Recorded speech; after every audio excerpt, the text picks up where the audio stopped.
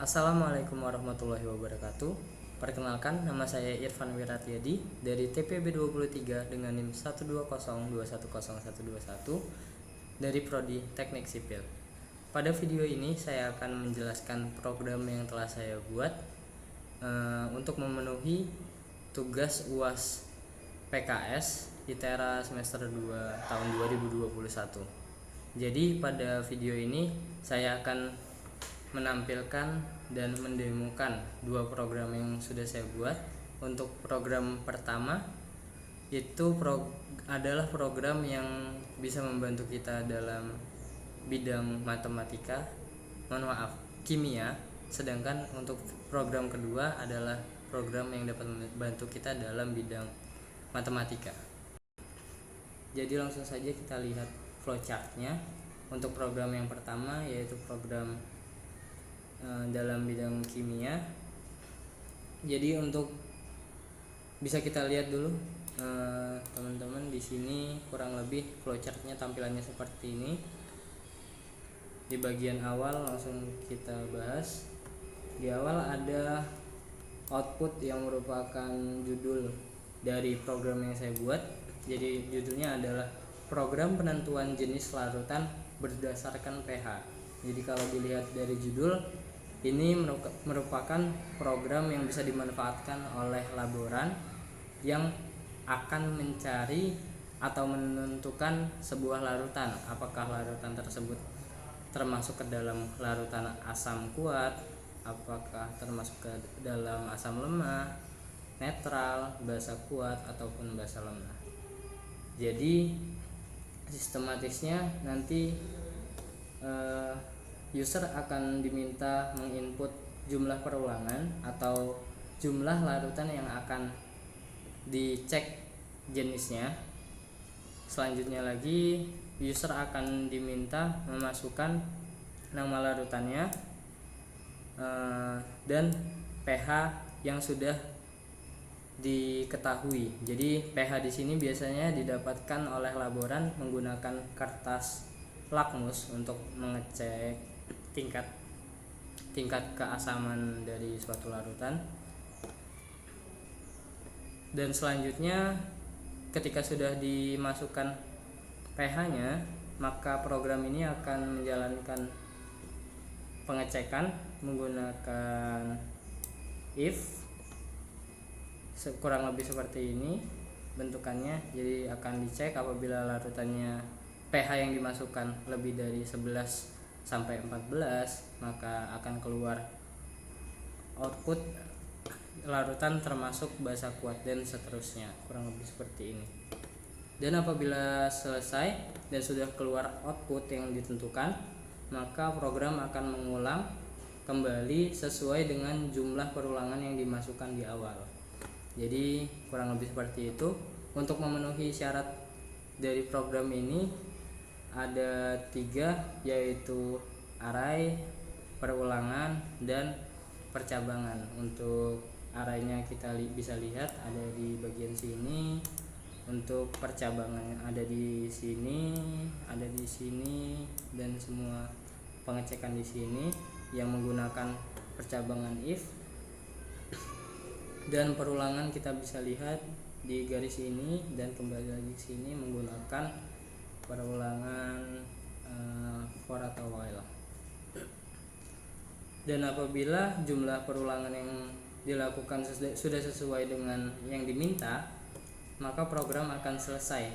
Dan ke bagian akhir maka akan keluar output program selesai, terima kasih telah menggunakan program. Jadi kurang lebih seperti itu untuk flowchart program pertama.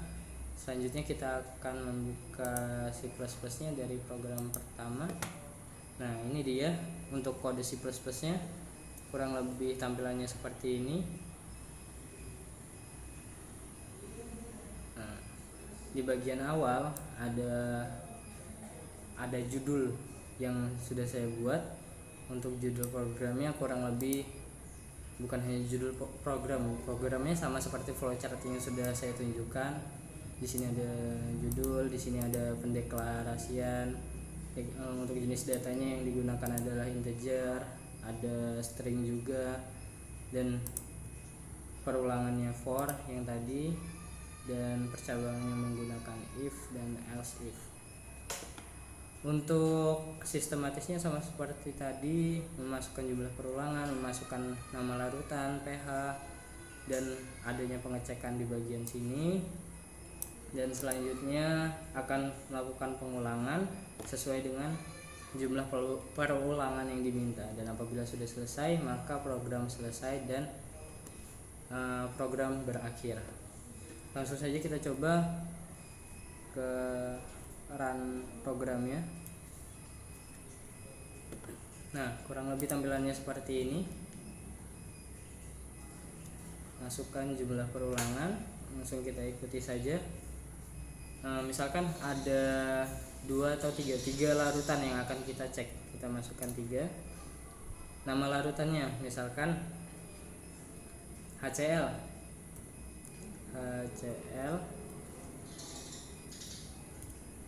pH yang dimasukkan adalah HCl itu kalau nggak salah 1 pH nya. Jadi kita cek dulu ya tadi menggunakan kertas lakmus, lalu selanjutnya kita cek dengan menggunakan program ini, maka akan keluar output larutan HCl adalah termasuk asam kuat. Jadi kurang lebih seperti itu programnya. Karena tadi perulangan yang kita masukkan adalah berjumlah 3, maka akan berulang sebanyak 3 kali untuk pengecekan datanya. Jadi kita masukkan yang kedua, yaitu misalkan H2O, pH nya adalah 7, maka akan dijelaskan bahwa larutan H2O adalah netral. Yang ketiga, misalkan kita ambil KOH,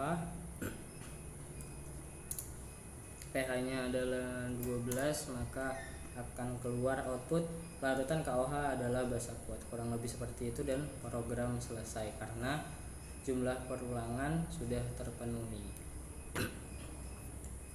Baiklah, kita masuk ke program yang kedua. Program yang kedua ini program yang dapat membantu kita di bidang matematika. Jadi kita lihat dari judulnya, program penentuan peluang munculnya jumlah mata dadu. Jadi dari judulnya kita dapat memahami program ini bisa dipakai oleh siapa saja yang misalkan bermain monopoli yang menggunakan dadu ya.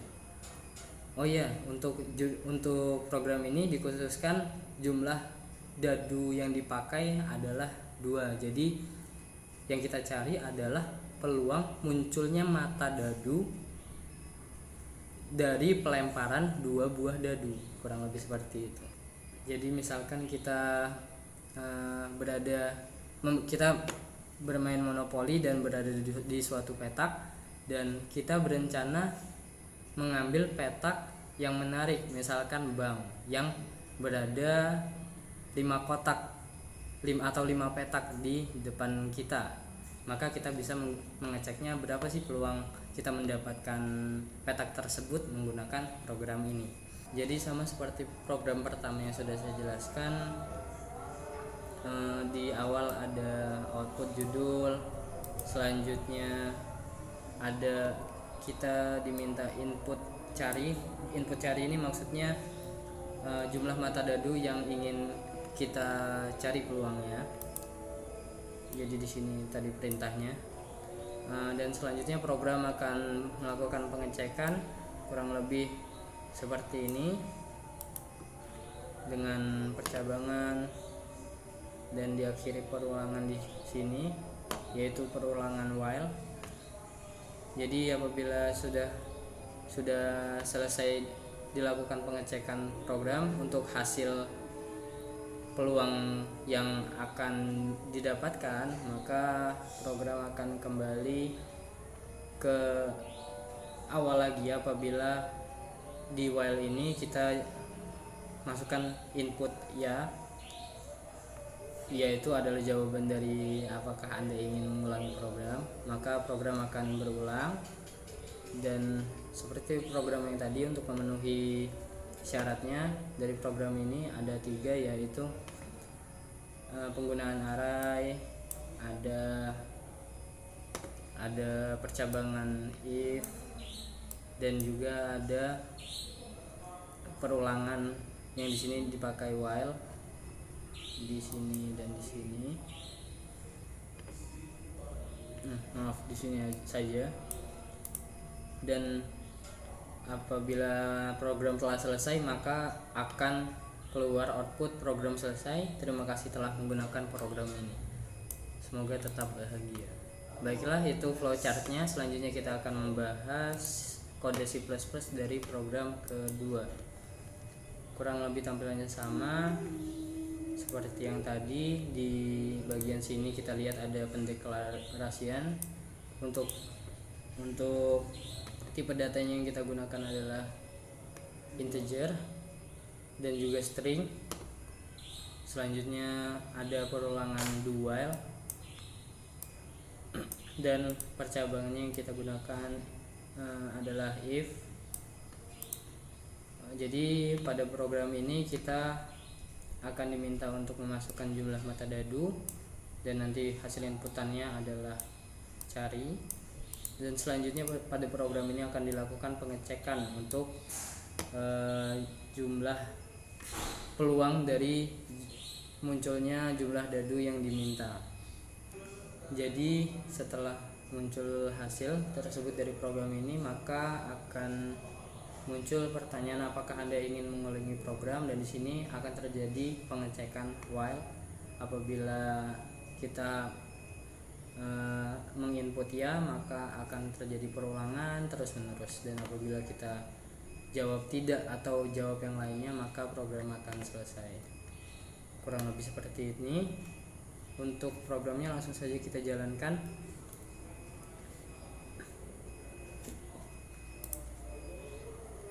Kurang lebih tampilannya seperti ini.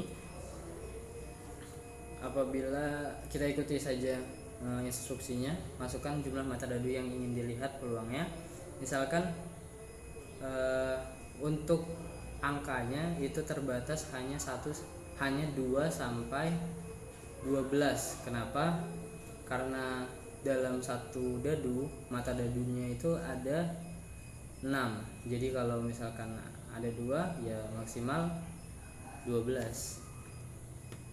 Jadi kita misalkan mau mencari peluang jumlah metadadu yang keluar adalah 10, maka langsung keluar jawabannya adalah 3/36. Jadi kurang lebih bentuk yang namanya peluang ini seperti ini, 3/36. Jadi 3 itu adalah peluang terjadinya, sedangkan 36 ini adalah total keseluruhan kejadian yang mungkin terjadi.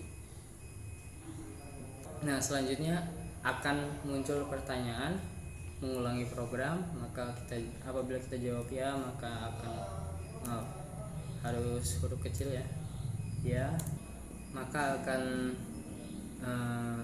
diminta kembali untuk memasukkan jumlah metadadu yang akan dicari peluangnya. Misalkan kita masukkan 4, maka langsung keluar peluangnya adalah 6/36. Apabila kita selanjutnya memasukkan inputan tidak untuk melakukan perulangannya, maka program akan selesai. Jadi itu saja yang bisa saya presentasikan. Untuk kurang lebihnya mohon maaf. Untuk kesalahan yang saya sadari ataupun tidak saya sadari, saya mohon maaf. Terima kasih telah menonton. Jangan lupa like dan subscribe channel ini. Terima kasih. Wassalamualaikum warahmatullahi wabarakatuh.